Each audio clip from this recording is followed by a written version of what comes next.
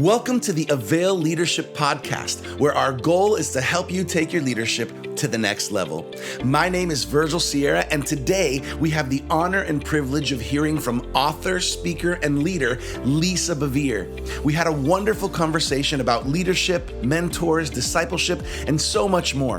This episode is sure to leave you feeling motivated and inspired to take the next step in your God-ordained leadership journey. So without further ado, let's get started.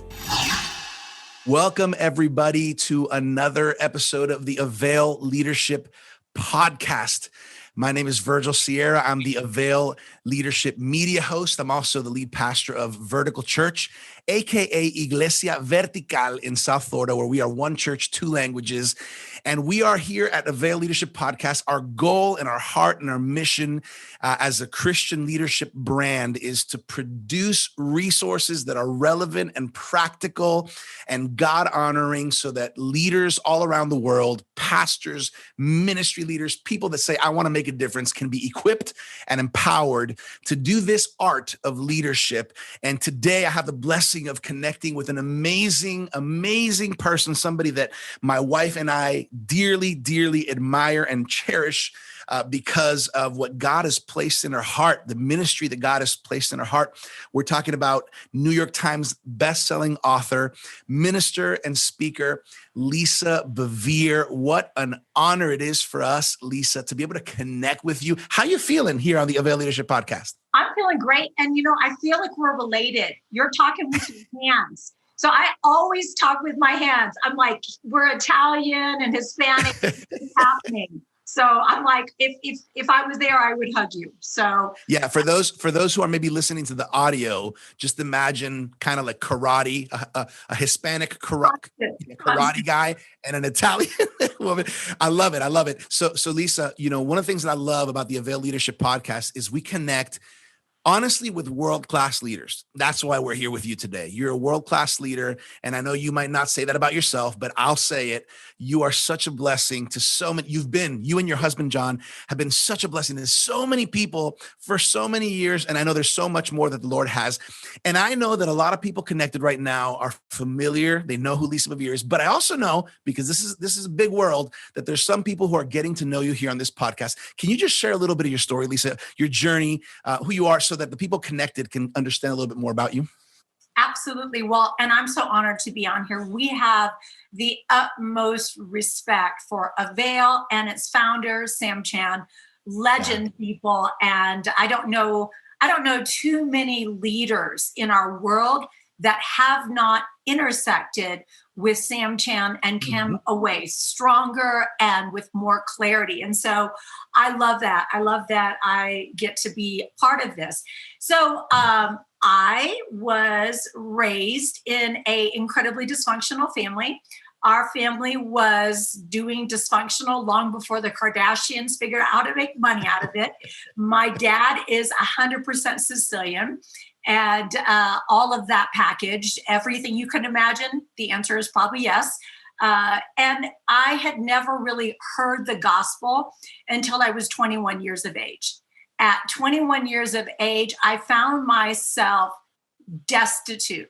I had become everything I did not want to be in just a short amount of time on my own in college.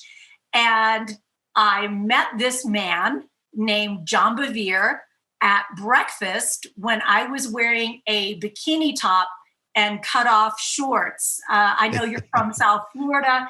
That's possibly appropriate in South Florida. I was in Indiana. So it was a little bit of a shock.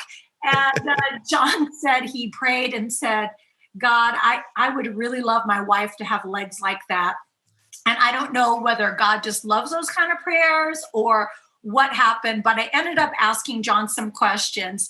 He invited me to a Bible study picnic. All I heard was free food. So I go to this picnic, and for the very first time, I hear about the love of God.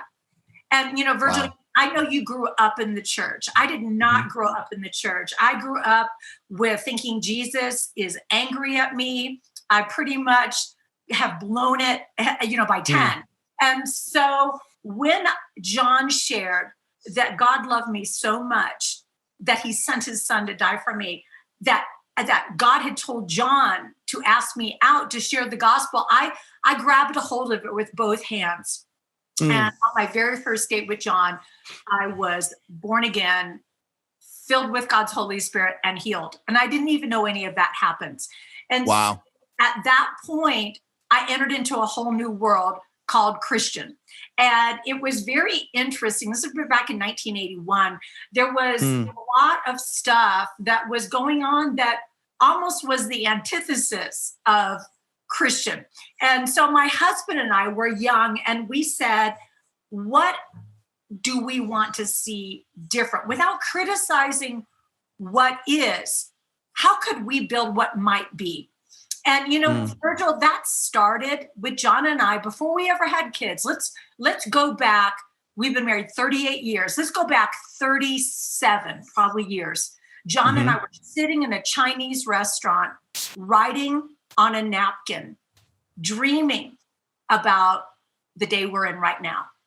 We wrote down things, not even understanding that there is a principle that when the people of God who fear God speak about the faithfulness of God to one another, it's actually a conversation, the book of Malachi says, that God listens in on. But he doesn't just listen in, he takes note.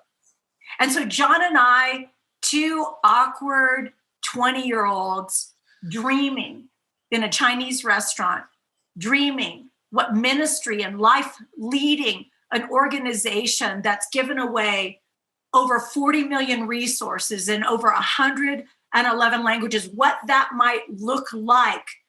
And again, we were so starry-eyed in the moment. I don't know if we understood what all that was going to cost us, and when I say cost, I don't mean money, I mean lots of stuff. But God took that, and we wrote the vision, and then we have spent the last 38 years running with it. And not only have we run with it, now our children are running with that vision as well.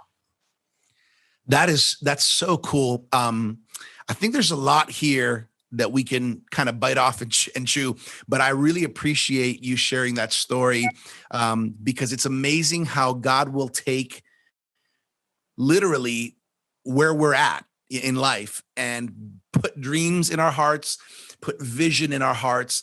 And like you were saying, fast forward 38 years, right? And look what God has done and what he's up to. So there's something that you mentioned to me as we were kind of preparing and talking for this podcast. There's something that's just in your heart, which is this idea that in this culture, in this season of the world, it seems like men are under attack, right? And this is something that's kind of big on your heart right now in the role that women can play in the lives of the men that are in their lives. Can you touch on that? Yes, absolutely. Well, going back to the Genesis mandate of God creating this man in a perfect world and giving him the ability to name everything. And then the man realizing that there was something within him that needed to be outside of him, that there was something that was hidden within that he needed to have a conversation with. When he realized there was nobody like but different. And so God created woman as the answer to the very first problem. And that is, it is not good for man to be alone. It doesn't say that man is not good, which is what our culture is saying. Our culture is saying men are not good, men are jerks, men are bad, toxic masculinity. Now, do I think that there are branches of toxicity in what our culture might call masculinity? Absolutely. Right. Looking at the masculinity of a man, I should not call that toxic any more than I could call the femininity of a woman toxic. Both masculinity and femininity are God-given and they are God-breathed.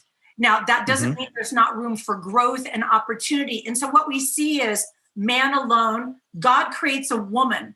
And a woman, it's so fascinating to me that everything that God does is reflected in science. So the man's chromosomes are X and Y. God takes the X, he multiplies it to the second power, which makes XX, and he gives this man a woman, which means the woman has the power to multiply, which is, I think, why it's been so important that the church says we need to give women back their voice, that leadership says we need women at the table, that influencers are saying it's not enough just for men to have influence, we need women to have influence.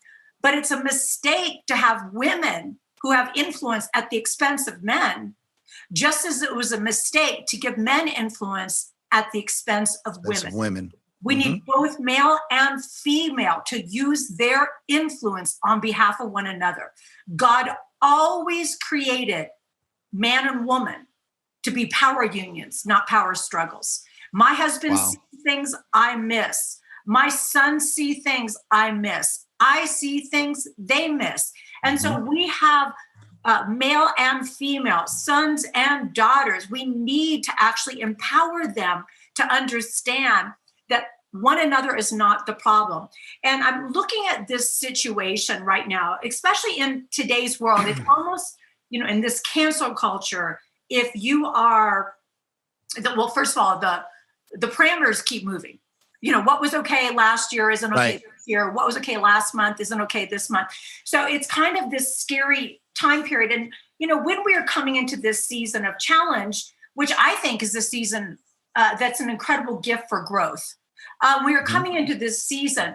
I look at this idea of Deborah, and it said that there was 80 years of prosperity under Ehud. And then Deborah becomes the judge, and the people have gone right back to their idol worship, right back to everything. And it said God sold them to Jabin, the king of Canaan, because he was like, okay, I'm gonna have to take you out so you remember who's your source. And it said village life had ceased. Now that's one translation, but when I dug into that, it said that the people would not go out and work their fields because they were afraid of being attacked. And I think a lot of men and women are afraid to go out and work the fields that God has actually entrusted them in because they're afraid of being attacked. It also said that Israel's trade routes were cut off. Now, how interesting, trade routes cut off, people afraid to work their fields, people afraid to walk in their strength, people afraid to hope, to dream, to actually live. That's really where we're at right now. And it's not just about better business practices. People need hope. People need somebody who is going to lead and say to them what Deborah said to this generation. But it was interesting. She was judge and she was prophetess. So she was the ultimate leader. But nothing changed until she arose a mother. And one of the translations says a motherly protector. It said that warriors were scarce in Israel until you, Deborah, arose a motherly protector. And so I feel like as a older woman, I'm 60 years of age, that I'm in my season of motherly protector, that I want to protect the daughters, but not at the expense of the sons. I want to protect the sons, but not at the expense of the daughters. I believe that in God's kingdom, there is no scarcity, that when you add value to men, you don't take it away from women. And when you add value to women, you don't take it away from men. That's good. That's good. From God. So it said that Deborah said, all right, what's going on? And she called for a prince who was in exile named Barak. And this is what she said. And I guess having this privilege of being on this podcast right now, Virgil, this is what I would want to say. Has God not said? Has God not said? The things that God said to us as leaders pre-COVID stand. They stand. God didn't say, oh my gosh, I had no idea this was going to happen. God is saying, and you think, well, you know what? I don't even know what God has said. Well, I'm telling you what he is saying to all leaders right now. Be strong and of good courage. Be strong because the Lord your God is with you. And so that goes whether you're a minister who cannot preach in the pulpit anymore, or whether you are a businessman. God is saying, I'm with you. I'm for you. but you're going to have to shake yourself out of this complacency and fear where you don't want to work your fields, where you think that man has cut off the trade route. God is saying, if you will make some pivots and you will make some shifts and you will listen for my strategy from heaven, if you will lift your eyes instead of putting your face down to always look at the phone, God is saying, I want to release new ideas and new beginnings. And I love what it says happen. Deborah says to Barak, has God not said? And then it's interesting. He's like, okay, I'll engage the enemy, but you need to go with me. And see, I have felt like it's always meant to be the men and the women. It's like, it wasn't wrong, and as a leader, we don't pull rank, we lend strength. She didn't say, how stupid that you would want that. She was like, okay, I will go with you. But you need to know it's going to look a little different than you think it's going to look. There's going to be this crazy tent peg woman, JL, and this is what's going to happen. So you've got this gory battle in chapter 4, but that's not the battle that makes me excited. Virgil, I get super excited when I read in chapter 5, verse 20, it says the stars in the heavens fought from their courses on that day. And then it says, march on, my soul, be strong. So when you and I as leaders just get up and say, has God not said? Has God not said? Something opens up in our hearts, but something shifts in the heavenlies. And heaven and earth begin to align with one another. And God's word is always going to be strong and of good courage. And it's not about ourselves. We can't have courage according to our circumstances. We can't have courage according to our finances. We have courage according to our source of courage. And so it isn't about book sales. It isn't about the bottom line or profit and loss. It is about what has God said. And yes, it might mean things change. It might mean there's a different strategy, but it never means that God is not with leaders. It just means sometimes we need to recalibrate. And, it was interesting. God gave me Isaiah 3:10 at the very, or three, I think maybe it's 3:10 and 3:11 at the very beginning of COVID. It said, tell the righteous, it shall be well with them, for they will eat the fruit of their deeds. My choices in this season is the seeds of my next season.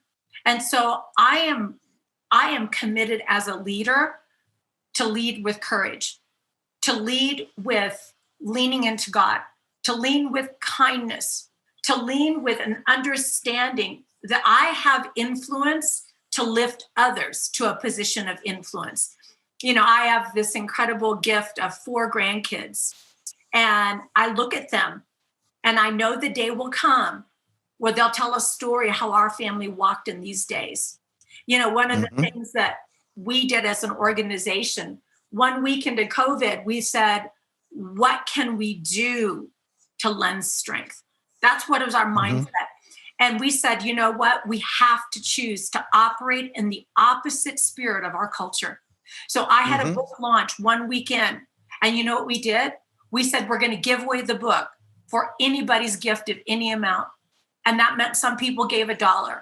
But we said, we believe that we're going to be generous. So they sold the book in the bookstores. It's called Strong. It was a devotional. It was 90 Days to Strength. They sold the book in the bookstores, but we gave it away through our organization. And that spirit of generosity snapped that spirit of lack and poverty off of us. And people follow courage. And courage will always be the opposite spirit of our culture. That's so good. I think you could drop the mic right there, Lisa, because that was so much. I love, there's a couple points you hit on that are important to I love, we don't pull rank, we lend strength. I think that's important in the season. Yeah. I think what you were talking about also with the whole Genesis mandate, does it still stand? Yes, it still stands. Yeah. And there's this beautiful complementary aspect of how God designed us as men and women, whereas today's culture kind of puts us in competition rather than complementing one another. Absolutely.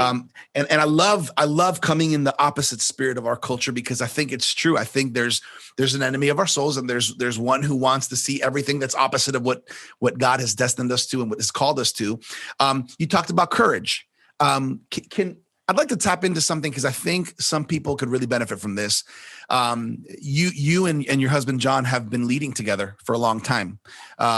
Leading together.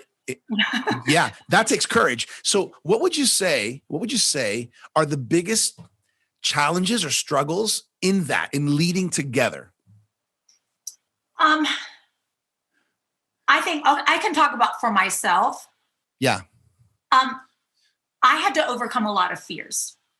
And fear is a horrible counselor. So I had to learn that I could have a concern and bring it to my husband. But if I had it cased as a fear, it was really hard for him to hear it. So I had to learn how to say things in a way they could be heard, because John is very visionary.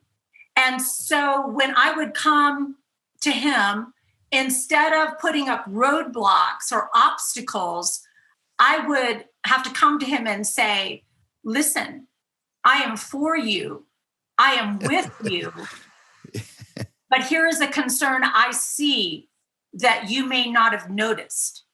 And speaking to somebody, especially if you're working together, as though they are an ally to be worked with rather than an enemy to oppose. I think that's the biggest challenge. And knowing that you're building something together. And I think sometimes, like, my husband is very direct. And so he would say to me, don't hint, but don't be disrespectful. So, like if I felt like I wasn't heard, Virgil, this is what I would do. I would say it, then I would layer it with nagging or a threat or whatever. And it was counterproductive. And so I had to learn as a good leader to lend my strength without compromising my input by overloading it with emotion. Does that make sense? That's huge. That's huge. So I write things down and think about it, and then even come to him and say, I want to do this right. I need your help. I want to feel heard. And then we both practiced this thing that was really important, is both of us are overstaters. Like, we take it from here to here, like super fast. Both of us were like, so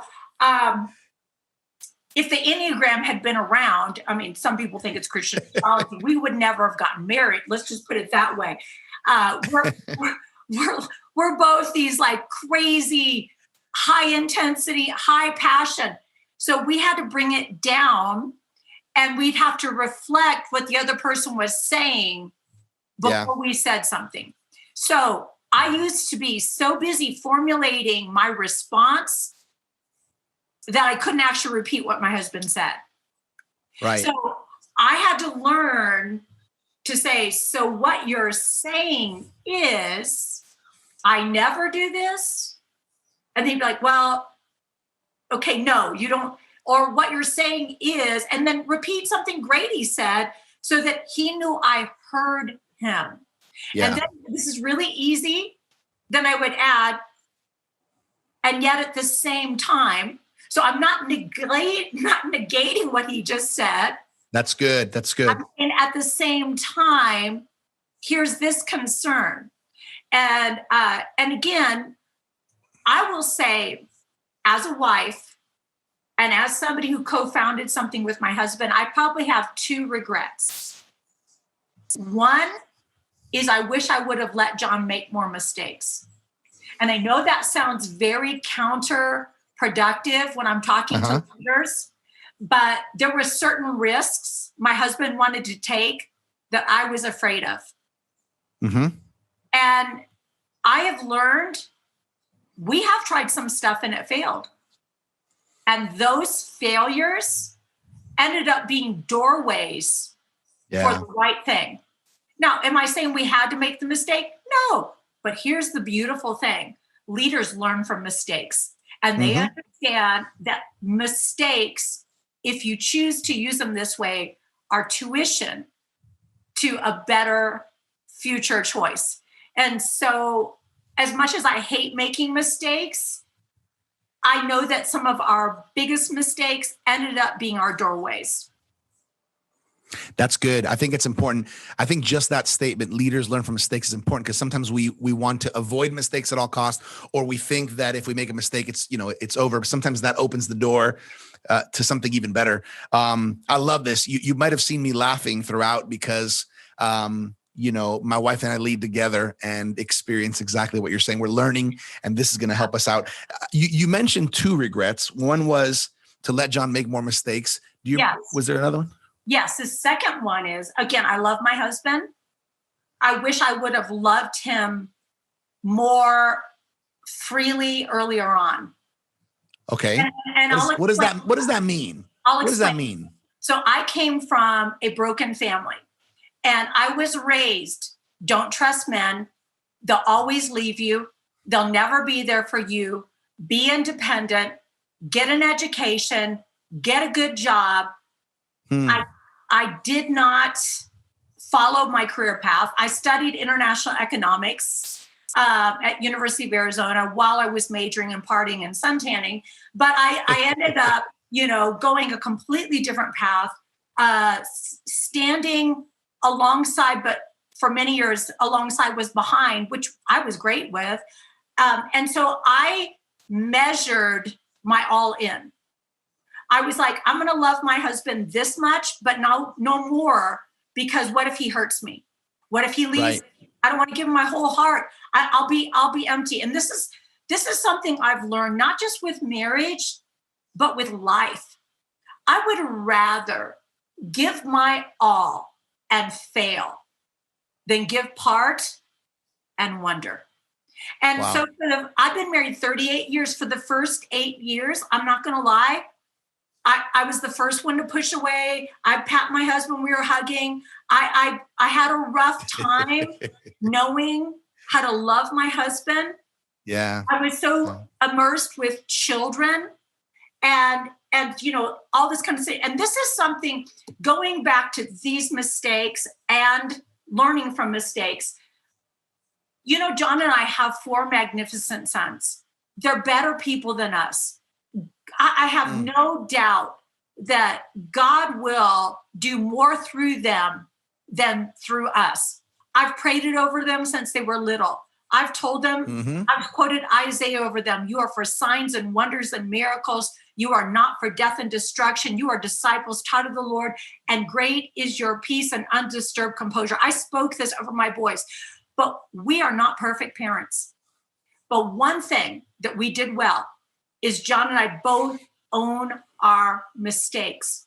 And when you're a leader, whether it's leading as a parent or leading a ministry organization or leading a corporation, when you own your mistakes, it doesn't make you look weaker in the eyes of your people.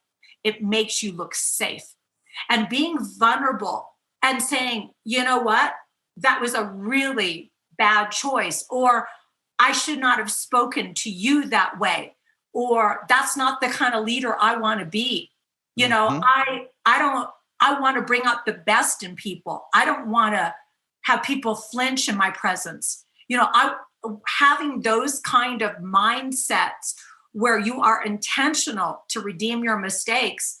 That's how David was. Now, Saul defended his bad choices, but David confessed them. And that's why you can move onward. That's so good. I think this is really helpful, Lisa, for not only leaders who are already leading together, but for young leaders who in the future will. Yeah. I think it's a great model to have leaders like yourselves, like you and John, that we can have as a point of reference of, hey, it's possible to lead. And not only lead, but lead well together. But it's a journey. It's not automatic. It's not It takes intentionality. It takes, It's a dance. inviting God into this, in this process. I want to ask you, connected, but maybe kind of shifting a little bit. Sure. Your book, Godmothers, right? Yes. It's connected to all these things we're talking about. You feel this is a dynamic that maybe has been lost throughout time. Talk to us a little bit about your book, Godmothers. Yeah. So I am half Sicilian, but this is not about mafia. This is a dynamic that the early church understood was necessary. So in the early church, people had godparents because when they got born again, Virgil, they lost everything. They lost their family, they lost their social status, they lost their place in the temple, whatever that looked like in their world, everything shifted. It wasn't just a new attribution, it was a major shift. And so godparents were those that came alongside of them and said, I take personal responsibility for your growth. These are people that are on the path ahead of us. And, I'm a woman, so I wrote as a godmother, but we need godfathers. We need those. I mean, Paul was a godfather to Timothy. He said, hey, you have many this, but you don't have many fathers. And we fathers and mothers want more for their children than they ever had for themselves. And so 0 to 30, you're growing, you're learning. 30 to 60, you're building and establishing. 60 and on, you better be imparting and marking some pathways for the next generation. And so what I wanted to do is take what I've learned the hard way and pen it so that the next generation didn't have to learn it the hard way. And, I cried out for something like this when I was coming up. I would have loved to have the Avail podcast. I would have loved to have an older woman say, baby girl, I tried that. That doesn't work well. Don't do it. Or, baby girl, I did this, and that was where God met me. That is where the door opened. I would have loved to have that, but I didn't. And so what I did is I decided to write what I wish somebody would have said for me. So I talk about everything from focus, because godmothers have this ability. You can call them and they see this huge problem in your life, and you're talking about one thing, but they're seeing the one thing. They're like, oh, I'm going to tell you what this is going to build in your life. I'm going to tell you that this catalyst of what you think is a crisis is actually a catalyst of transformation for you and your life and your organization or your ministry or your marriage, whatever it is. They can recognize things at 60 that you can't recognize at 20 or 30 or 40. Yeah. And sometimes they're maybe even younger than you. It's about a maturity thing. It's about somebody on the road ahead of you. And I just felt like it was important to do that in this season. And I have many godsons as well, but my publishers want me to write to women because that's why the majority of Christian books is women. Yeah, it makes sense. What I hear in this whole concept of your book, Godmothers, it's really kind of a mentoring and discipleship from a position of experience and further down the road, but with a heart kind of holistically, not just for you to be healthy in your body, right? But to be healthy in your soul, to be healthy in your spiritual walk. I love that. One thing that I know you've mentioned over and over again, and it's evident in your ministry, is a commitment to discipleship, right? What would you speak on that? I mean, what would you say to leaders on the importance of discipleship? Jesus didn't say, have people pray the prayer. He said, make disciples. And disciple is somebody who practices the disciplines of Jesus Christ. And we don't necessarily understand what that looks like just by a Sunday service. So you have to resource people where they can see it. I heard someone say discipleship is watch me do it with me, and then I watch you do it. And so it's a threefold. And I would tell leaders, pour in to your people. Don't just speak in front of them, speak into them. And I'm not asking them to have that relationship with everybody, but Jesus had his 500, then he had his 50, then he had his 12, and then he had his 3. And so you've got people that you can start discipling, where you can look at them and say, hey, follow me as I follow Christ. There's certain areas that you and I talked ahead of time where there was a couple questions. I was like, yeah, you don't want me speaking into that because it's not a place of strength. So I know that if you came to me and said, Lisa, I want to write a book, I could help you with that. If you said, Lisa, I want to build my marriage, I could help you with that. Lisa, I want to build my family, I could help you with that. Lisa, I want to build a message, I need to work on those are things. But then there's other things, it's not my lane. It's not something I've got as a strength, but wisdom is known by her children. And I can look at my life and say, these are the areas I know are strong. And then these are the areas where I'm working still. Don't follow me in this area, follow me in this area. And so I think that even saying to somebody, this is a way I did it and I wish I wouldn't have done it that way, is redeeming to somebody. And I hosted a live event on Sunday night on marriage. And it was so humbling and so eye-opening by how many people have just never had anybody model healthy marriage. So true. And, so true. And ministry. And I know that my husband and I made it up as we went along, which meant some seasons were better than others. But I'm looking at my children and they're doing it better than John and I did it. And that makes my heart so happy. My husband is now my dream husband. I tell him that all the time. When he's my dream husband, that means I love dreaming with him. And so I'm excited about the season that is. And I hope you heard my passion. I've had the incredible privilege of speaking in front of hundreds of thousands of people, but I'm more excited about speaking into people. So this opportunity with Avail is just so my heart. Thank you, Virgil. So good. Lisa, this is so good. I know we're coming to a point we're going to be wrapping this up. I think a good segue from here before we finish, talking about all this, the first ones we need to disciple, the first ones we need to mentor, the first ones we need to model to are our kids. And I know that something that's important to you and your husband is just this family dynamic and this generational calling, if you will. You mentioned your grandkids, but also your kids and kind of the experience of working together in ministry with them. What's that like?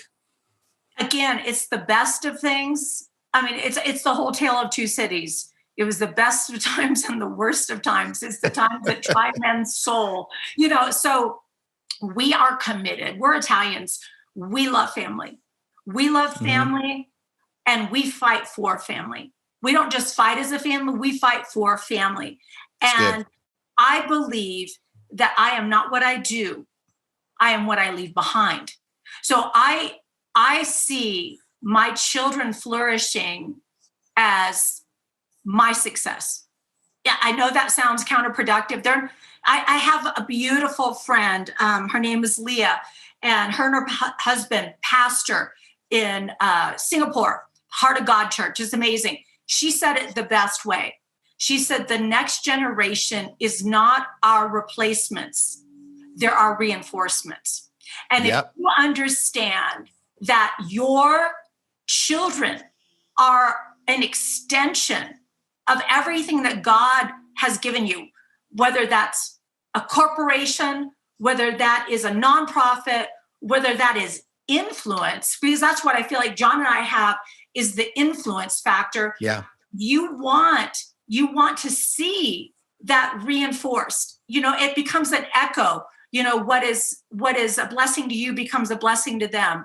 And so being smart and understanding how to coach it, but not being afraid to speak into situations. We've opened, we don't pull the mom and dad card on certain conversations. We have conversations that we step back and we dream together and we vision cast and we pivot.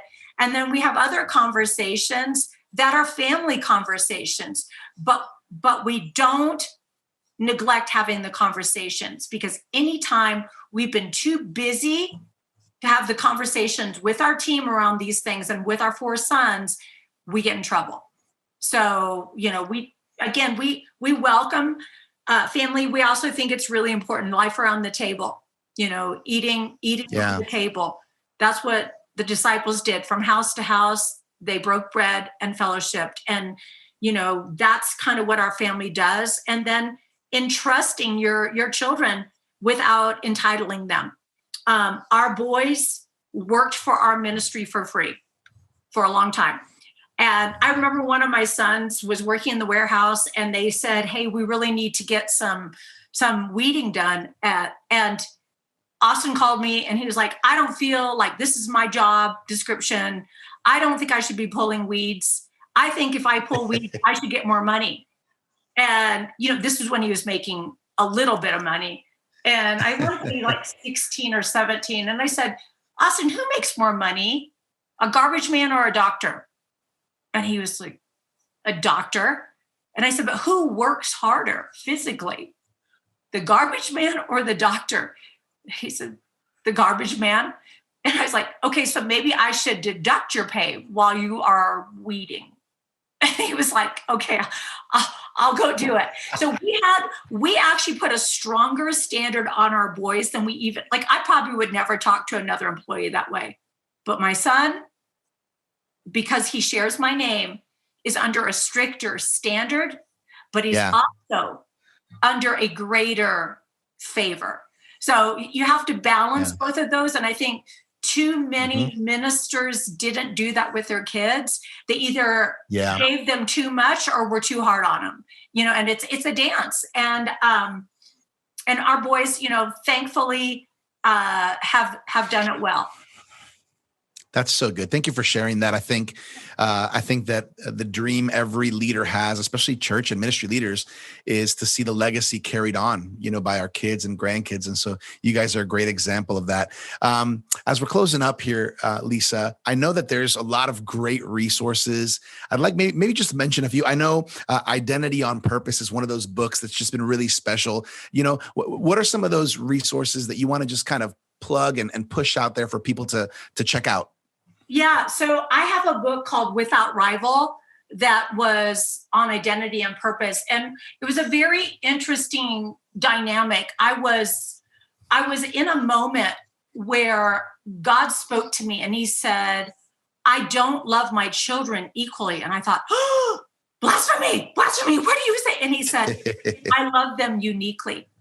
And I looked up the word unique, and unique means without rival. So God's love for me does not diminish his love for you, because God is love. He doesn't have love. And what we have is a generation trying to figure out what they're called to do when they don't even know who they are. And we have all this comparison set up of who they're not. They look at Instagram. Oh, maybe I'll try to copy that person. Or wait, that person's already doing what was in my heart. There's a constant messaging of who they're not. But see, you and I don't discover who we are in the presence of people. We discover who we are in the presence of God. And if we can pause and step back and let God put his holy imprint on us first and foremost, if he can mark us, then we won't have the fear of man hanging over us, because we'll have the fear of God. We'll be like, hey, I know who God calls me. And, it's interesting. God is usually in the name change business. If you look at the whole idea of Peter and Simon, he changes Simon, which is a biblical name, to Peter. And it's because I think who we've been is not who we are becoming. And most of us know who we have been, but only God knows who we are becoming. And so he will usually speak a name that is attached to our destiny, whereas our past and culture and the enemy of our souls will try to anchor us to a name attached to our history. And so we need to be those people who hear from God and embrace who he calls us. He calls us brave when we're afraid. He calls us loved when we are unloving. He calls us beautiful when we are ugly. He calls us his greatest desire when we are enemies. And so this is the God that we serve. He always is speaking to destiny. He's always speaking to where we're going. He's always speaking future and hope. And we need to learn his language in this time period where we are overwhelmed by the narrative of our culture that wants to capitalize on past pains. I feel like we need to be a people, instead of talking about the one who wasn't there for us, we begin to talk about the one who is. And there's certain things, sadly, Virgil, there's certain things we're never going to see made right in this earth. Yeah. But that doesn't mean that we don't belong to another kingdom where everything will be made right. So I think that sometimes we get a little entangled in certain things that leaders need to rise above. That's excellent. That's the book, Without Rival. Lisa, if people want to maybe see more of your resources, is there a website that they can connect to? Yeah. So there's Lisa Bevere. I believe it's, hang on, let me find it. I think it's .org, but it could be .com. I should know that. And then Instagram is where the nicer people are. I am on Facebook and Twitter. Yeah, it's lisabevere.com. I am on Facebook. Yes. I am on Twitter, but Instagram seems to be nicer people. So lisabevere.com. And then all of the books are on Amazon, so they can reach out and get a hold of those anywhere. That's awesome. So I wanted to mention one last thing before we close off. I'm holding here, for those that are watching the video of the podcast, I'm holding the Avail Journal with our friend. We have a friend in common, Dr. Sam Chand, here on the cover. Have you had a chance to see this, of the Avail Journal? Have you had a chance to take a look at it, Lisa? Okay, we did get sent one. I am going to tell you, John took it. So I did glance at it, but before I could dive in, Mr. Bevere took it. So he is super excited about it. And I love everything. There's just so much intentionality around Avail that I think is so necessary right now. Yeah, well, one of the cool things, Lisa, is that we're actually offering everybody a 1-year free annual subscription. This is a quarterly journal. It comes out, quarterly every year. And so 1 year subscription free to check out I would say the premier Christian leadership journal of the moment. It's really an amazing journal, great resources. I know that there's some great stuff coming up from Lisa Bevere and from John Bevere as well on upcoming Avail journals. So I want to make sure everybody who's online connected to this podcast, or even watching this on YouTube or somewhere else online, you can go to availjournal.com, availjournal.com, get your free annual subscription. Also, if you like just being in the leadership conversation and mix, if you go to availleadershipconnect.com, there's a private Connect Facebook group for leaders that are connected to the Avail leadership world. You can connect with amazing world-class leaders just like Lisa and her husband, John. And we want to make sure you're able to find these. Remember, for all of Lisa's books, you can find them on Amazon. You can also go to lisabevere.com to get more information and connect more with her ministry. And of course, check her out on Instagram. It's a good place to connect with her on social media under Lisa Bevere. Lisa, I want to just say on behalf of the Avail team, myself, and I got to say this, my wife, Ghislaine, we just want to tell you, we're so thankful for your life and for your ministry. We honor you and we honor John for the years, and I think I could say with confidence, of tireless effort in helping people get close to God and helping people take steps in their relationships, in their families, in their ministries, and as leaders. You are an inspiration, Lisa. Your husband's an inspiration. Everything you guys are doing with your family. Listen, as a young pastor who's pastoring together with my wife and raising up young kids and believing, and being a pastor's kid myself, and believing that there's a legacy that we are living and a legacy that we can live. That is so exciting and encouraging to me. So can I just say, on behalf of the Avail team, we honor you. We thank you for what you're doing, and we can't wait to see all that the Lord has left with you. Thank you so much, Virgil. It's a blessing. Everybody, thank you for connecting with us on the Avail Leadership Podcast. Remember, on a weekly basis, we have new podcasts coming out. We have new resources coming out every month. We have the Avail Journal coming out on a quarterly basis throughout the year. Make sure you stay plugged in because we want to help you in the art of leadership. Thank you, Lisa. Thank you to your husband, John. Thank you to your whole family. And on behalf of the Avail team, this wraps it up for another Avail Leadership Podcast. We'll catch you here next time. God bless. Thank you so much for joining us for this episode of the Avail Leadership Podcast. Remember, you can get your free annual subscription to the Avail Journal by going to availjournal.com. Also, find out more about Lisa and the valuable resources she has to offer by going to lisabevere.com. We pray your week has been blessed by this episode. And as always, thank you for connecting with us to learn the art of leadership here at the Avail Leadership Podcast.